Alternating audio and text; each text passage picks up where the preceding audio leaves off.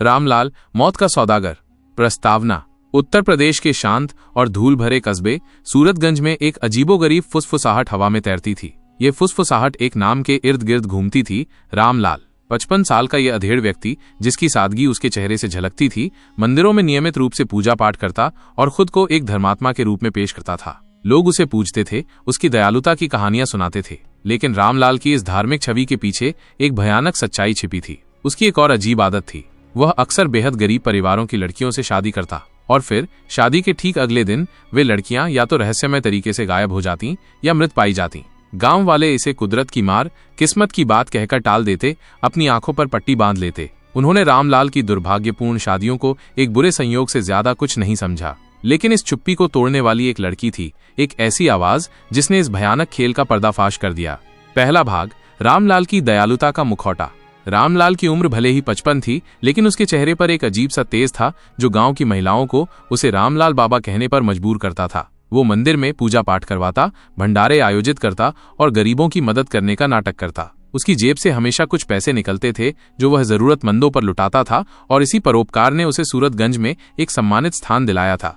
सबसे हैरान करने वाली बात थी उसकी वैवाहिक स्थिति। वो अब तक 5 बार शादी कर चुका था और हर बार उसकी दुल्हन शादी के अगले ही दिन मर जाती, कभी आग में जलकर, कभी कुएं में गिरकर, तो कभी जहर खाकर। गांव वाले सिर्फ सिर हिलाते और कहते, रामलाल की किस्मत ही फूटी है बेचारा, हर बार विधुर बन जाता है। किसी ने भी इन मौतों के पीछे कोई साजिश नहीं देखी, न ही किसी ने सवाल उठाने की हिम्मत की। रामलाल की धर्मात्मा वाली छवि इतनी मजबूत थी कि किसी को उस पर शक करने की गुंजाइश ही नहीं मिली। उसकी हर शादी एक गरीब परिवार के लिए वरदान मानी जाती थी, एक मुश्किल भरे जीवन से मुक्ति का रास्ता।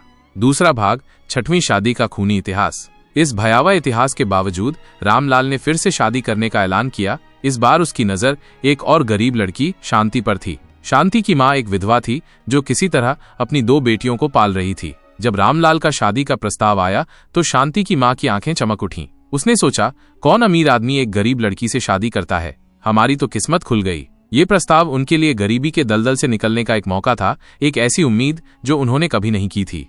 शादी धूमधाम से हुई। रामलाल ने अपनी उदारता का प्रदर्शन करते हुए खूब पैसे खर्च किए। शांति को सोने की चूड़ियां, एक सुंदर साड़ी और एक भारी भरकम मंगलसूत्र पहनाया गया। पूरा गांव इस शादी में शामिल हुआ, रामलाल की महानता की कहानियां गुनगुनाते हुए। हर कोई इस परोपकारी व्यक्ति की प्रशंसा कर रहा था जो गरीबों के लिए मसीहा बन गया था। लेकिन उस खुशी भरे माहौल के पीछे एक भयानक नियति इंतजार कर रही थी। अगले ही दिन सुबह एक खबर ने पूरे गांव को स्तब्ध कर दिया। शांति अपने कमरे में मृत पाई गई। उसके चेहरे पर दर्द की एक अस्पष्ट छाप थी और उसके शरीर पर नीले निशान साफ दिखाई दे रहे थे। ये रामलाल की कहानियों में एक और दुखद अध्याय था, एक और दुर्भाग्यपूर्ण मौत।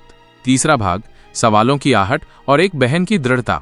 इस बार शांति की मौत ने कुछ लोगों के मन में शक के बीज बो दिए। इन संदेहों को सबसे ज्यादा हवा दी शांति की छोटी बहन राधा ने। वो अपनी बड़ी बहन के करीब थी और जानती थी कि कुछ गड़बड़ है। उसने हिम्मत करके कहा, दीदी ने कहा था कि बाबा बहुत अच्छे हैं, लेकिन उनकी आंखों में कुछ डरावना था, एक अजीब सी चमक जो मुझे असहज करती थी। उसकी आवाज में एक अजीब सी दृढ़ता थी जो रामलाल की बनाई हुई छवि को भेदने लगी। राधा ने पुलिस को जाने की धमकी दी, लेकिन रामलाल ने अपनी पुरानी चाल चली। उसने शांति का दाह संस्कार जल्दबाजी में करवा दिया, किसी भी तरह के पोस्टमार्टम की गुंजाइश को खत्म करते हुए। उसने गांव वालों की सहानुभूति का सहारा लिया। मेरी किस्मत ही ऐसी है, मेरी हर दुल्हन मर जाती है। लोगों ने फिर से उसकी बात पर विश्वास कर लिया, उसके आंसुओं और दुख भरे चेहरे पर यकीन कर लिया।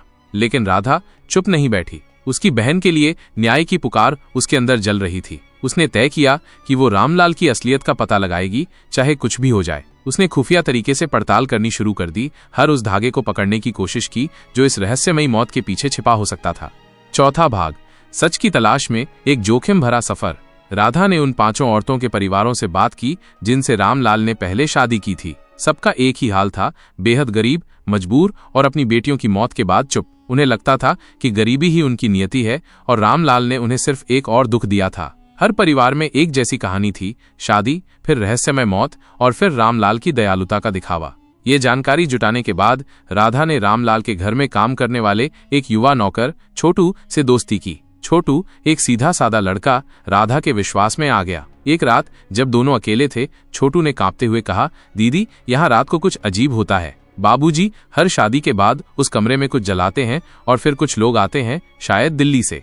छोटू की बात सुनकर राधा को यकीन हो गया, कुछ बहुत बड़ा और खतरनाक खेल चल रहा था। बाबूजी की दयालुता सिर्फ एक दिखावा थी और उसके पीछे एक भयानक व्यापार छिपा था। उसे लगा कि ये सिर्फ एक हत्या का मामला नहीं था, बल्कि कुछ और भी गहरा था। छोटू ने जिस कमरे का जिक्र किया था वो रामलाल के घर में एक बंद और रहस्यमय जगह थी जहां किसी को जाने की इजाजत नहीं थी। 5वां भाग, गुप्त ऑपरेशन, जाल बिछाने की तैयारी। राधा जानती थी कि उसे मदद की जरूरत है। उसने हिम्मत करके एक पत्रकार अर्पण मिश्रा को इस बारे में बताया। अर्पण मानव तस्करी और अवैध अंग व्यापार पर काम करता था और उसने तुरंत राधा की कहानी में एक बड़ी खबर देखी। उसे लगा कि ये सिर्फ एक स्थानीय मामला नहीं बल्कि एक बड़ा रैकेट हो सकता है। अर्पण ने पुलिस के साथ मिलकर एक योजना बनाई। इस बार रामलाल ने 7वीं शादी की तैयारी शुरू कर दी थी।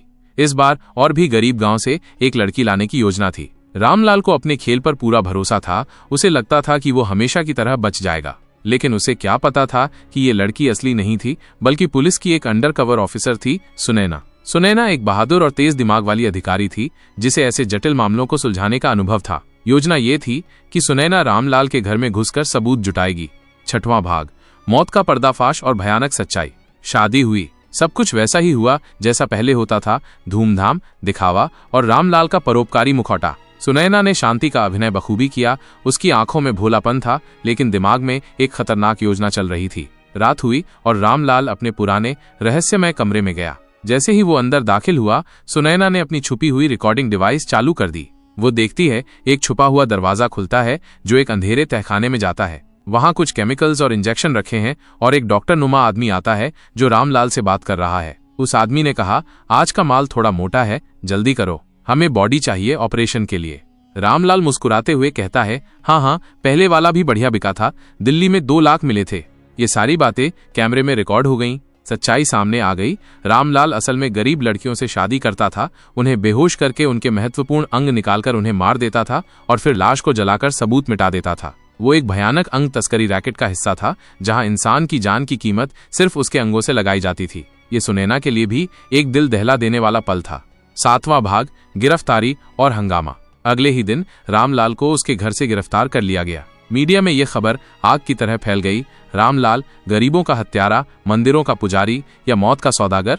पूरे देश में इस खबर पर हंगामा मच गया। लोगों को विश्वास नहीं हो रहा था कि जिस व्यक्ति को वे धर्मात्मा समझते थे वो इतना क्रूर हो सकता है। जांच में पता चला कि वो लड़कियों की किडनी, लिवर और ब्लड निकालकर बेचता था। उसे दिल्ली के कुछ अवैध डॉक्टर सपोर्ट करते थे जो इस काले धंधे के मुख्य कर्ता धर्ता थे। पुलिस को उसके घर से 3 और अधजली लाशें मिली जो उसके पिछले शिकारों की थीं। ये लाशें इस बात का सबूत थीं कि रामलाल का ये जघन्य अपराध सालों से चला आ रहा था। पुलिस ने तुरंत दिल्ली में भी छापेमारी की और कई डॉक्टरों को गिरफ्तार किया। अंतिम भाग, राधा की जीत और एक नई शुरुआत। राधा को पूरे देश में सम्मान मिला। उसकी बहादुरी और दृढ़ता ने इस जघन्य अपराध का पर्दाफाश किया था। उसे महिला सुरक्षा संस्था से जुड़ने का प्रस्ताव मिला और उसने इसे स्वीकार कर लिया। उसने ठाना अब वो किसी भी गरीब लड़की को मजबूरी में शादी नहीं करने देगी और न ही किसी को रामलाल जैसे दरिंदों का शिकार बनने देगी। वो अब हर उस महिला के लिए आवाज उठाएगी जिसकी आवाज दबाई जा रही थी। रामलाल को आजीवन कारावास की सजा हुई। उसकी सारी संपत्ति जब्त कर ली गई, लेकिन उसका नाम